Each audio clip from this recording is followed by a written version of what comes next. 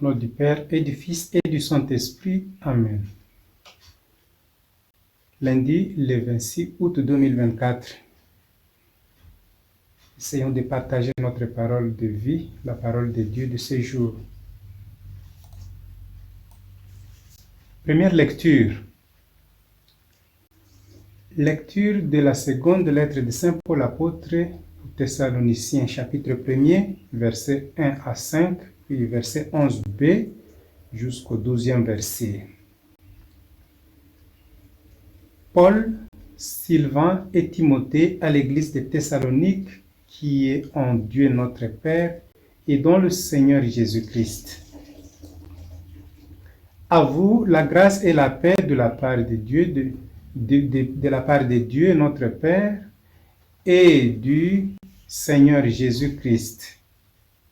Frères, à tout moment, nous devons rendre grâce à Dieu à votre sujet, et c'est bien de le faire, étant donné les grands progrès de votre foi et l'amour croissant que tous et chacun vous avez les uns pour les autres. C'est pourquoi nous-mêmes sommes fiers de vous au milieu des églises de Dieu à cause de votre endurance et de votre foi dans toutes les persécutions et les détresses que vous supportez. Il y a là un signe du juste jugement de Dieu. Ainsi vous deviendrez dignes de son royaume pour lequel vous souffrez. Que notre Dieu vous trouve digne de l'appel qu'il vous a adressé par sa puissance, qu'il vous donne d'accomplir tout le bien que vous désirez et qu'il rende active votre foi. Ainsi, le nom de notre Seigneur Jésus sera glorifié en vous et vous en lui, selon la grâce de notre Dieu et du Seigneur Jésus-Christ. Parole du Seigneur. Nous rendons grâce à Dieu. Psaume 95, refrain. Racontez à tous les peuples les merveilles du Seigneur. Chantez au Seigneur un chant nouveau, chantez au Seigneur terre entière, chantez au Seigneur et bénissez son nom. Racontez à tous les peuples les merveilles du Seigneur. De jour en jour, proclamez son salut. Racontez à tous les peuples sa gloire, à toutes les nations ses merveilles. Racontez à tous les peuples les merveilles du Seigneur. Il est grand le Seigneur, hautement loué, redoutable au-dessus de tous les dieux. Néant tous les dieux des nations, lui le Seigneur a fait les cieux. Racontez à tous les peuples les merveilles du Seigneur. Évangile de Jésus-Christ selon saint Matthieu, chapitre 23, versets 13 à 22. En ce temps-là, Jésus disait: Malheureux êtes-vous, scribes et pharisiens hypocrites, parce que vous fermez à clé le royaume des cieux devant les hommes. Vous-même, en effet, n'y entrez pas, et vous ne laissez pas entrer ceux qui veulent entrer. Malheureux êtes-vous, scribes et pharisiens hypocrites, parce que vous parcourez la mer et la terre pour faire un seul converti, et quand c'est arrivé, vous faites de lui un homme voué à la géhenne, 2 fois pire que vous. Malheureux êtes-vous, guides aveugles, vous qui dites: si l'on fait un serment par le sanctuaire, il est nul. Mais si l'on fait un serment par l'or du sanctuaire, on doit s'en acquitter. Insensé et aveugle, qu'est-ce qui est le plus important, l'or ou bien le sanctuaire qui consacre cet or? Vous dites encore: si l'on fait un serment par l'autel, il est nul. Mais si l'on fait un serment par l'offrande posée sur l'autel, on doit s'en acquitter. Aveugle, qu'est-ce qui est le plus important, l'offrande ou bien l'autel qui consacre cette offrande? Celui donc qui fait un serment par l'autel, fait un serment par l'autel et par tout ce qui est posé dessus.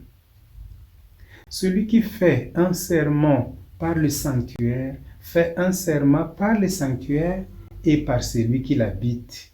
Et celui qui fait un serment par le ciel fait un serment par le trône de Dieu et par celui qui siège sur ce trône. Acclamons la parole de Dieu. Louange à toi, Seigneur Jésus. Le titre de notre réflexion d'aujourd'hui: éviter le formalisme rituel. Ce titre nous amènera à comprendre que la règle est faite pour ramener l'homme à Dieu, mais ce n'est pas fait pour que on s'asserve de manière à éloigner de Dieu l'homme. Non. La règle doit aider l'homme à s'approcher de Dieu, mais pas de s'en éloigner. Jésus ici part en combat contre le légalisme rituel. Non pas que les rites soient mauvais, bien au contraire, mais parce que ceux qui les imposent ont oublié leur sens profond, qui est de rassembler le peuple dans une véritable adoration de Dieu. Et alors, au lieu de rassembler, ces rites deviennent des carcans qui emprisonnent les cœurs et les empêchent d'aller véritablement à Dieu. D'autant qu'au fil des siècles, ces rites sont multipliés et leur grand nombre n'a fait qu'éloigner un peu plus. De plus en plus, ça fait éloigner les gens de Dieu en leur rendant difficile toute pratique communautaire. Sans compter que ces règles étaient souvent des erreurs spirituelles importantes, où le matériel était plus important que le sacrifice. Pour ces rites, le lieu était plus important que Dieu. On affiche beaucoup de respect à s'approcher de l'église. Lorsqu'on doit marcher, c'est bien d'avoir cette attitude de piété, mais c'est une piété qui ne correspond pas à notre degré d'amour vis-à-vis de Dieu lui-même. C'est comme si on honorait ces matériels qui étaient en face de nous. Non, ces matériels doivent plutôt inspirer une piété intérieure, une piété en profondeur de nous-mêmes. C'est notre cœur qui doit porter à manifester cette piété et non pas juste un geste physique. On peut regarder cela de haut et penser, ils exagèrent tout de même, ces scribes et ces pharisiens. Mais nous devons nous poser la question, nous, que faites-nous aujourd'hui, nous aussi? Que faut-il en penser quand on dit, nous l'entendons souvent dire, et non, tu ne peux pas aller faire la lecture ou faire la quête, car tu n'es pas en habit blanc. Voilà. L'uniforme que doivent porter les lecteurs devient plus important que le service même qu'il va rendre. On s'attache à ce qui se manifeste extérieurement. On pense que cet habit blanc, s'habiller en blanc, c'est juste manifester qu'on est pur. Alors que la pureté doit relever de l'intérieur. Que faut-il penser, par exemple, quand quelqu'un dit, tu sais, tu es en concubinage, alors tu ne peux pas être membre de la chorale. Ça se dit souvent. Combien de fois n'avons-nous pas entendu ce genre de choses dans nos paroisses, dans nos communautés et dans nos groupes? Ne sommes-nous pas alors, nous aussi, comme ces scribes et ces pharisiens, qui ferment la porte de l'Église et de Dieu à ceux qui, malgré toute leur misère, tentent tout de même de se rapprocher de Dieu et de l'Église? Souvenons-nous que Dieu a dit, je suis venu appeler les pécheurs et non pas les justes. Alors pourquoi blâmer ces gens-là et les écarter au moment où la grâce de Dieu les attire encore à l'approcher pour qu'ils aient justement l'occasion de changer, d'être transformés? L'évangile de ce jour nous renvoie ici à notre conduite face au rite, certes, mais surtout face à notre comportement comportement dans nos communautés chrétiennes, dans nos paroisses. En particulier, nous sommes ici interpellés sur la manière dont nous traitons les autres qui ne semblent pas être en règle dans certaines conditions que l'Église exige. Ceci concerne avant tout ceux qui ont des responsabilités spécifiques dans la structure des communautés. Mais aussi, chaque chrétien est concerné par les reproches que Jésus fait aujourd'hui aux pharisiens et aux scribes. Nous sommes tous interpellés ici. Nous sommes interpellés sur notre façon d'être trop formels dans la vie de notre foi. Nous mettons trop de rigueur envers les autres sur ce qui est de leur apparence extérieure. Nous nous attachons à observer des règles sans faire grandir notre réel attachement à Dieu, ni faire grandir notre amour pour les autres. On est souvent prompt à satisfaire les exigences matérielles telles que ne jamais manquer à apporter l'offrande à la messe, payer régulièrement sa dîme, venir au cénacle de prière chaque samedi. On ne manque pas au chemin de croix pendant le temps de carême, etc. Donc, on s'exécute fidèlement de ce qui est recommandé à pratiquer de manière extérieure. Cependant, on reste très loin de ce que Dieu attend de nous, de ce que Dieu attend justement de nous sur le plan de notre croissance de vie intérieure, notre croissance dans la vie d'amour et dans notre effort sur le chemin de sanctification. Qu'est-ce que nous faisons concrètement pour que justement notre vie change du fond de nous-mêmes, que nous soyons transformés de l'intérieur, que nous ayons plus d'amour, que nous ayons des sentiments plus généreux, plus de compassion, que nous soyons plus solidaires des autres dans leurs souffrances, dans leurs situations, dans leurs conditions de vie. Or, malgré que l'on participe au chemin de croix chaque vendredi et qu'on ne manque pas aux exercices de piété recommandés, malgré que nous payons sans faille notre dîme et exécutons tout autre devoir exigé par l'Église, nous gardons toujours un cœur insensible à la souffrance des autres. Nous continuons à vivre sans compassion vis-à-vis de ceux qui souffrent, sans générosité. Du fond de son cœur, on n'a aucun engagement pour renoncer à la haine, à la jalousie, au mépris qu'on affiche à l'endroit de certaines personnes. On n'entretient aucun effort alors, aucun souci pour purifier sa vie, pour mener une vie qui plaise à Dieu. Nous sommes prompts à reprocher, à blâmer, à juger les autres, jusqu'à demander même leur exclusion. Voilà, celui-là, il vit en concubinage, il ne mérite pas participer et faire partie de nos chantres. Il ne mérite pas être dans les groupes qui font la lecture. Il ne mérite pas participer à tel groupe d'action. Alors, où est-ce qu'il sera sauvé? Où est-ce qu'il aura la chance d'épuiser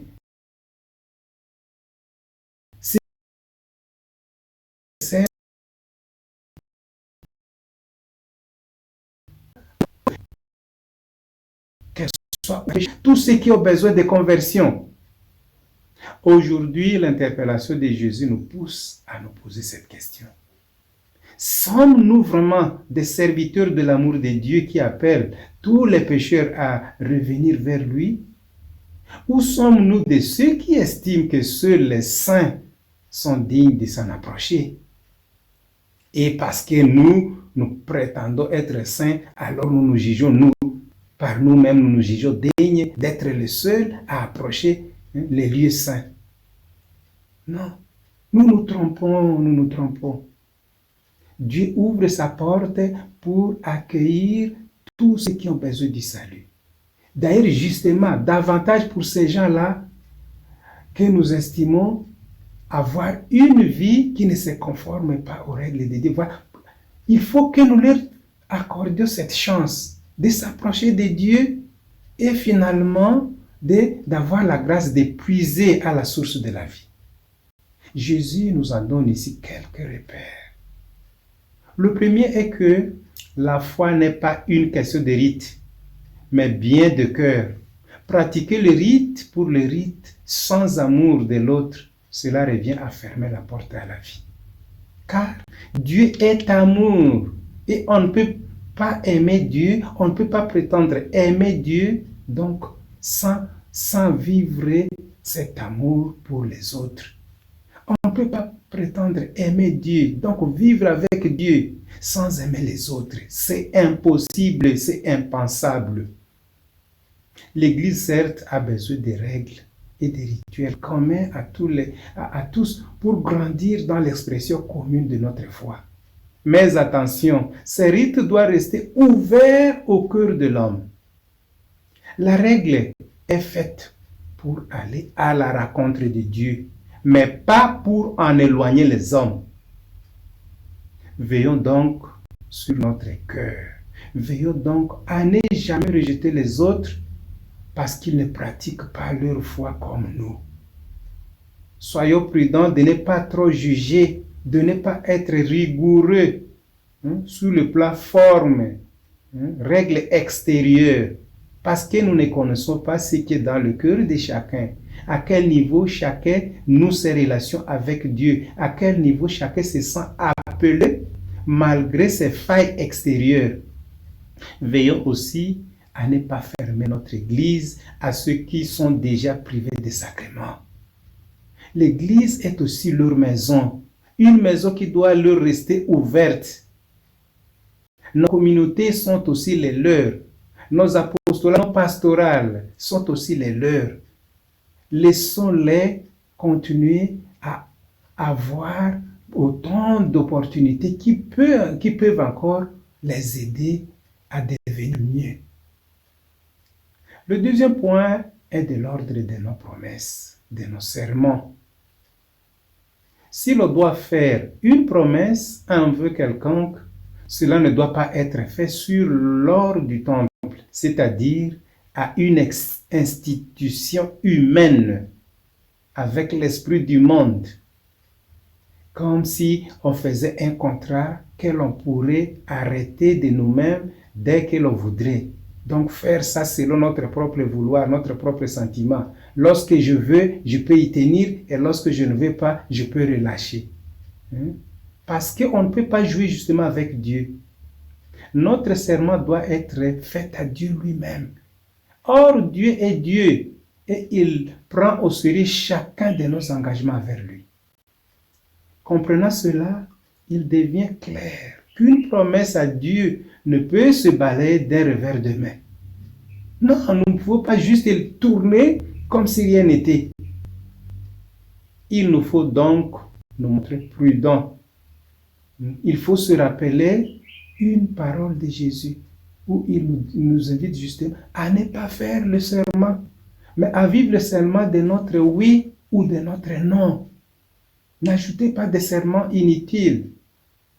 Que votre oui soit oui, que votre non soit non. Point trait. Ce qui vient en plus, c'est du mensonge. C'est de la ruse. Ne faisons donc pas de serments inutiles que nous risquerions de ne pas tenir. Et si l'on fait un serment, ne disons pas ensuite, oh, mais ce n'était qu'un petit serment. Je l'ai fait juste à telle ou à telle occasion. Il n'est pas important que je m'y tienne encore, donc ça n'a plus de valeur. Non, non, un serment est un serment. Un serment devant Dieu est un serment. De même, ne poussons pas les autres à faire des serments ou à prendre devant Dieu les engagements, sachant bien qu'ils risquent fort de ne pas les tenir. Car manquer la fidélité au serment prononcé envers Dieu est source de malédiction. Voilà à quoi prononcer le serment nous expose à un très mauvais risque. Une fois nous y manquons, nous nous exposons plutôt à la malédiction. Parce que nous ne sommes pas vrais. Et nous tenons Dieu, nous voulons prendre Dieu pour un enfant. Nous voulons jouer avec Dieu comme un petit garçon. Dieu veut toucher le cœur de tous et de chacun. en tant que baptisés, en tant que chrétiens, sommes-nous vraiment source de vie pour ceux qui nous entourent, pour ceux qui cherchent Dieu?